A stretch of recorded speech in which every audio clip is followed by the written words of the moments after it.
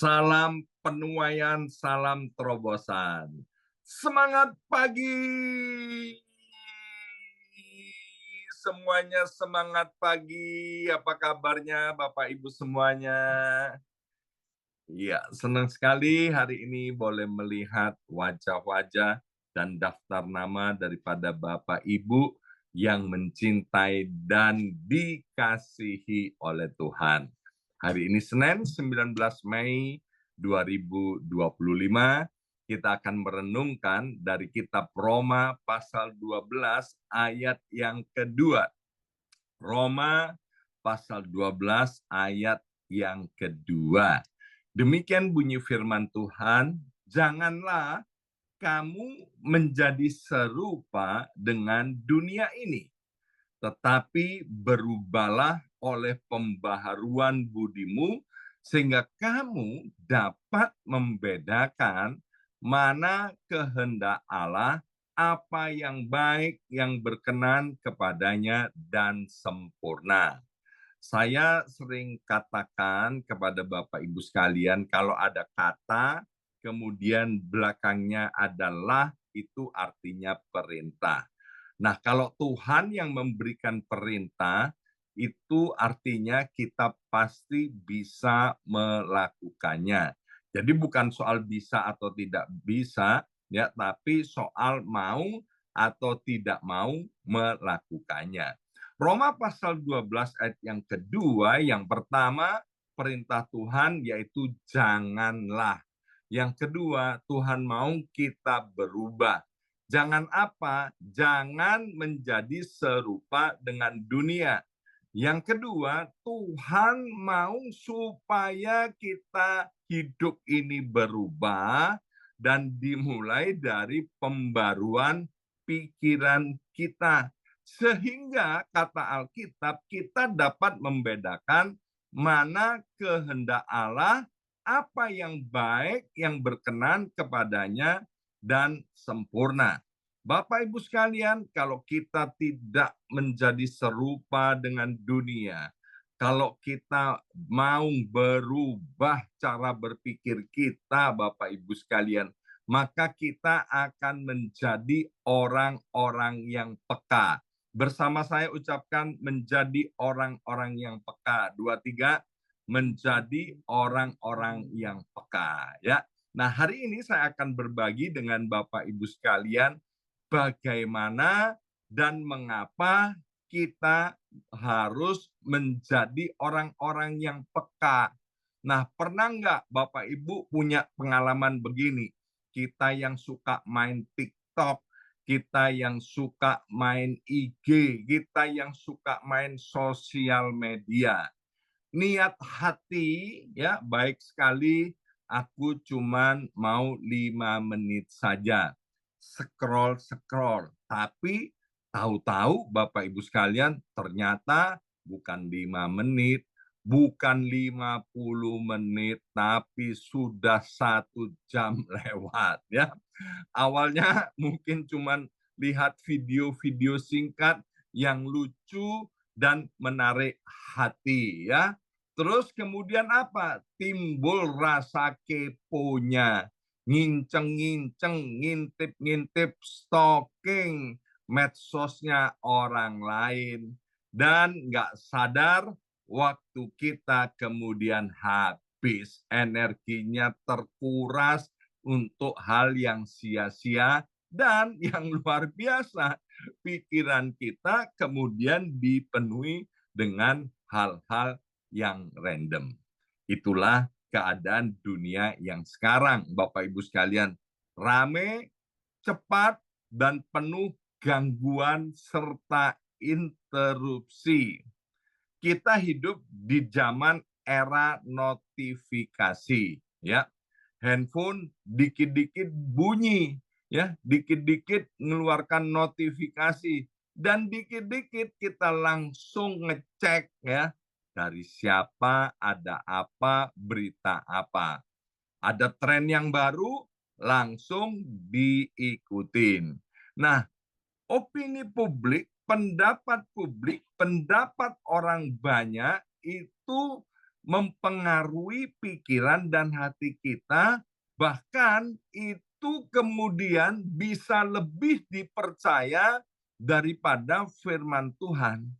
Dan tanpa sadar, Bapak Ibu sekalian, pola pikir kita mulai dibentuk oleh dunia, mulai dibentuk oleh sosmed, mulai dibentuk oleh hal-hal yang bukan dari firman Tuhan. Maka itu sebabnya dari Roma pasal 12 ayat yang kedua tadi berkata, ayo Bapak Ibu sekalian, please, please, please, jangan serupa dengan dunia ini. Tapi Tuhan mau kita ini berubah Bapak Ibu sekalian. Dan berubahnya dimulai dari pikiran. Karena dari pikiran itu nanti timbul kemauan. Dari kemauan itu kemudian akan timbul perbuatan-perbuatan. Semuanya mulai dari apa yang kita pikirkan. Karena apa yang kita serap setiap hari, Bapak Ibu sekalian, perlahan-lahan, believe or not, itu akan membentuk diri kita. Dunia terus berubah, tapi Tuhan kita nggak pernah berubah dari dulu, sekarang sampai selama-lamanya. Tuhan itu penuh komitmen dan konsisten, tidak berubah di dalam hal kekudusan, tidak berubah di dalam kebaikan, tidak berubah di dalam kasih-Nya kepada setiap kita. Ya, nah, Bapak Ibu sekalian, hanya kita-kita yang mau tetap peka, yang pikirannya dibaharui dari waktu ke waktu, hatinya teachable, mau diajar, dan hidupnya dekat dengan Tuhan, maka kita-kita yang seperti ini akan tetap punya arah yang benar dalam kehidupan ini. Hari ini kita akan belajar mengapa kita harus peka di tengah-tengah dunia yang terus berubah ini. Yang pertama, Bapak Ibu sekalian, karena kebenaran firman Tuhan itu tidak berubah. Dunia cepat berubah, ya.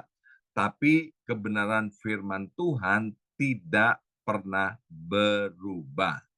Nilai-nilai moral, Bapak Ibu sekalian, kalau kita lihat itu bergeser.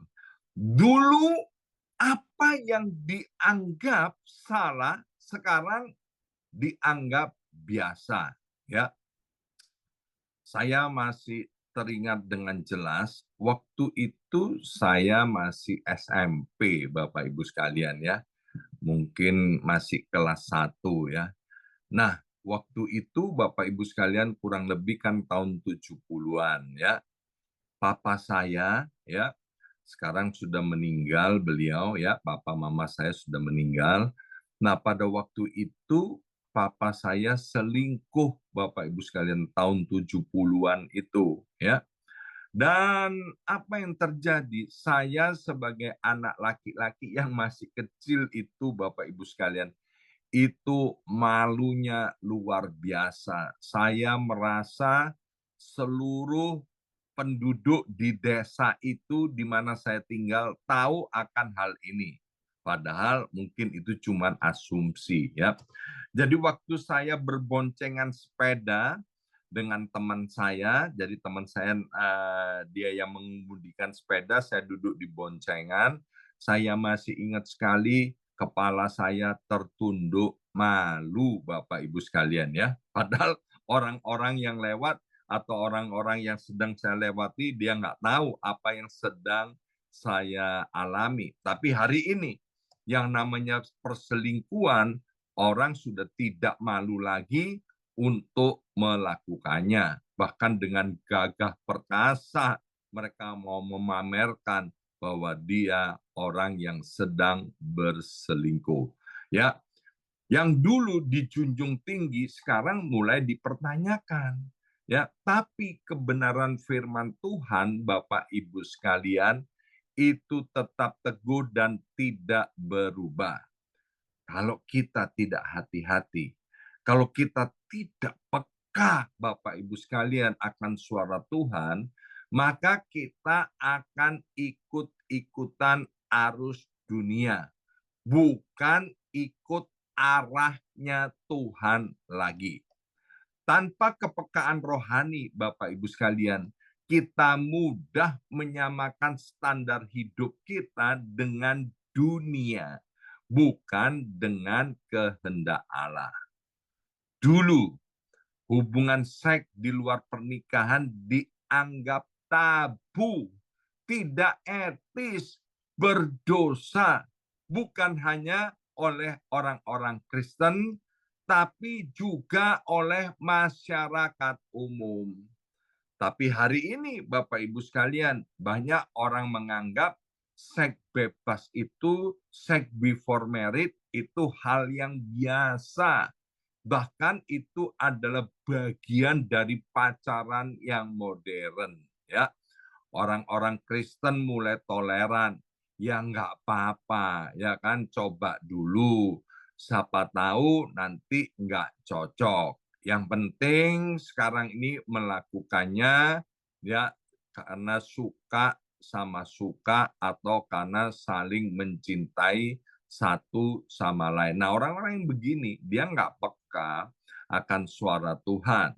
Padahal firman Tuhan dengan jelas berkata bahwa setiap kita harus hormat terhadap perkawinan dan kita nggak boleh mencemarkan tempat tidur kita. Alkitab dengan jelas berkata bahwa Tuhan pasti menghakimi para penjinah. Tuhan pasti menghakimi orang-orang sundal. Ya, zaman dulu orang Kristen itu salah satu kebanggaannya yaitu hidup jujur, sederhana, dan penuh dengan integritas. Tapi zaman sosmed sekarang, banyak orang yang mengagumi gaya hidup glamor, ya, pamer kekayaan yang nggak cukup secara onsite, tapi juga pamer kekayaan di sosial media supaya seluruh dunia tahu, ya. Nah, sayangnya Bapak Ibu sekalian, hari-hari ini banyak anak-anak Tuhan yang ikut-ikutan suka pamer. Mereka merasa tidak cukup berharga, tidak punya gengsinya kurang kalau tidak ikut-ikutan pamer. Ya, Bapak Ibu sekalian yang dikasih oleh Tuhan, tanpa kepekaan rohani, maka kita akan mulai menurunkan standar hidup kita. Yang dulunya dosa, sekarang kita anggap biasa. Yang dulunya dianggap suci, sekarang dianggap kuno dan ketinggalan zaman. Yang dulunya dianggap salah, sekarang ya nggak apa-apalah, asal jangan keterlaluan.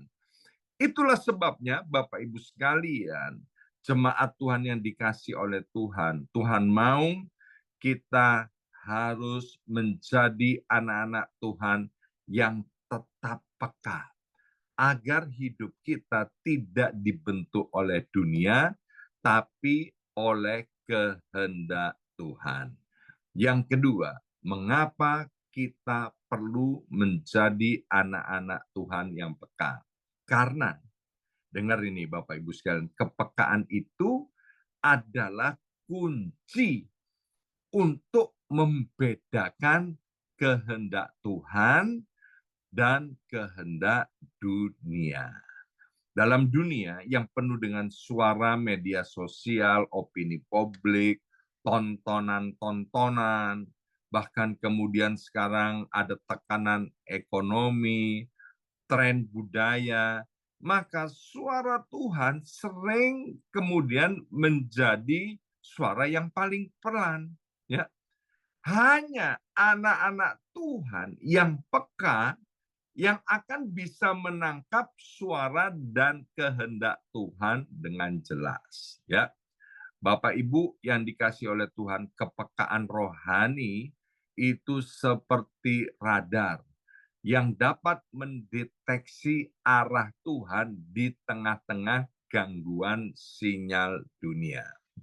Satu kali seorang anak Tuhan dia bersaksi, ya, dia itu udah punya pekerjaan yang mapan, Bapak Ibu sekalian, ya. Gajinya menurut saya sudah sangat bagus. Satu kali dia ditawari pekerjaan di perusahaan yang jauh lebih besar daripada perusahaan di mana anak Tuhan ini sudah bekerja, ya. Dan tentu tawaran ini menggiurkan karena posisi orang ini akan dinaikkan dan gajinya, ya kan, itu katanya haleluya, puji Tuhan, glory penuh dengan berkat Tuhan, ya. Secara logika inilah kesempatan, dan kesempatan itu tidak akan pernah datang untuk kedua kalinya. Tapi waktu interview, Bapak Ibu sekalian, ternyata orang ini harus mengerjakan sesuatu yang bertentangan dengan ajaran firman Tuhan. Yaitu apa, Bapak Ibu sekalian? Yaitu orang ini harus membuat pembukuan, membuat laporan, ya, yang palsu, Bapak Ibu sekalian, supaya banyak investor mau menanamkan modalnya kepada perusahaan ini. Tapi untungnya orang ini adalah orang yang cinta akan Tuhan, maka dengan tegas dia dapat membedakan mana kehendak Tuhan dan bukan kehendak Tuhan, dan dia menolak tawaran yang menggiurkan ini. Dan benar, ya, beberapa kemudian perusahaan ini ngadepin masalah besar, dia harus mempertanggungjawabkan apa yang sudah dibuat di hadapan hukum yang ada di pemerintah, ya. Saya juga pernah mendengar kesaksian bagaimana seorang anak muda, ya, dia pacaran dengan seorang wanita Kristen, Bapak Ibu sekalian, orangnya baik, ya, wanita Kristen ini baik, kemudian uangnya banyak, cantik, Bapak Ibu sekalian. Tapi sayangnya wanita Kristen ini dia ogah-ogahan kalau diajak ke gereja, dia ogah-ogahan kalau diajak ngomong soal Tuhan, ya. Maka pemuda ini mulai bimbang dan dia lagi berpikir untuk tidak melanjutkan hubungan ini dengan wanita tersebut. Tapi teman-temannya bilang apa? Aduh, nggak apa-apa, ya kan? Yang penting kan orangnya baik, kaya, cantik. Soal Tuhan itu kan gampang, nanti nomor sekian, ya. Tapi untungnya pemuda ini dia dekat Tuhan sehingga dia dapat mengetahui mana jodoh dari Tuhan dan mana bukan daripada Tuhan. Akhirnya dengan kemantapan hati, pemuda ini dia mundur teratur dari perempuan ini dan dia bilang begini, biarlah aku menunggu waktunya Tuhan. Dan benar Bapak Ibu sekalian, tak lama kemudian Tuhan kirimkan pacar yang lain lagi, yang cinta Tuhan, yang mengasihi Tuhan, ya. Dan yang ketiga, mengapa kita perlu peka di tengah-tengah dunia yang berubah dengan cepat ini? Karena Bapak Ibu sekalian, kepekaan itu akan membawa kita dapat mengambil keputusan-keputusan yang tepat, sehingga karena kita ngambil keputusan-keputusan yang tepat, itu akan membuat kita mengalami masa depan yang cerah, masa depan yang penuh dengan pengharapan. Dalam kitab Mazmur dikatakan bahwa Tuhan itu menetapkan langkah-langkah orang yang hidupnya berkenan kepada Tuhan. Sekali lagi, kalau kita peka akan suara Tuhan, Bapak Ibu sekalian, maka keputusan-keputusan yang kita ambil itu akan senada dengan sorga dan membuat kita mengalami masa depan yang cemerlang, masa depan yang penuh dengan pengharapan. Dalam situasi dunia yang tidak menentu hari-hari ini, Bapak Ibu sekalian, memang perang dagang, perang tarif mulai mereda. Tapi ingat, inflasi masih terjadi dengan tinggi, PHK terjadi di mana-mana, bahkan perceraian di kalangan pasangan-pasangan muda juga terjadi, kejahatan di mana-mana, kekerasan dalam rumah tangga terjadi, ya. Banyak kemudian orang yang tidak peka, dia bertindak berdasarkan kepanikan, bukan berdasarkan hikmat daripada Tuhan. Tanpa kepekaan, Bapak Ibu sekalian, kita bisa salah langkah. Tapi dengan kepekaan, kita pasti memiliki yang namanya future foresight. Masa depan yang mantap, masa depan yang diberkati oleh Tuhan. Karena kita mampu melihat mana yang dari Tuhan dan mana bukan daripada Tuhan. Karena Tuhan kemudian memberikan kemampuan kepada kita melangkah sesuai dengan firman Tuhan. Ya, jadi hari ini kita belajar 3 hal. Mengapa kita harus menjadi anak-anak Tuhan yang peka? Yang pertama, karena dunia itu terus berubah, tapi firman Tuhan, kebenaran Tuhan itu tidak berubah. Yang kedua, waktu kita peka, Bapak Ibu sekalian, maka kita dapat membedakan mana kehendak Tuhan dan mana bukan kehendak Tuhan. Dan yang tiga, waktu kita peka, Bapak Ibu sekalian, maka keputusan-keputusan, pilihan-pilihan yang kita ambil itu pasti membawa kita mengalami masa depan yang cemerlang, masa depan yang diberkati oleh Tuhan. Tahun 2025 inilah doa saya, Bapak Ibu sekalian, tahun ini menjadi tahun yang terbaik dalam hidup setiap kita. Amin. Mari kita berdoa, materaikan kebenaran firman Tuhan ini, ya Abba, ya Bapa. Biarlah kami mau memiliki kepekaan sorgawi itu, Bapa. Maka itu, ya Abba, ya Bapa, biarlah Allah Roh Kudus terus menolong setiap kami, anak-anak-Mu. Sehingga langkah-langkah kami mulai hari ini dan di waktu-waktu yang akan datang itu senada dengan sorga. Dalam nama Yesus kami sudah berdoa. Haleluya. Amin, amin, amin.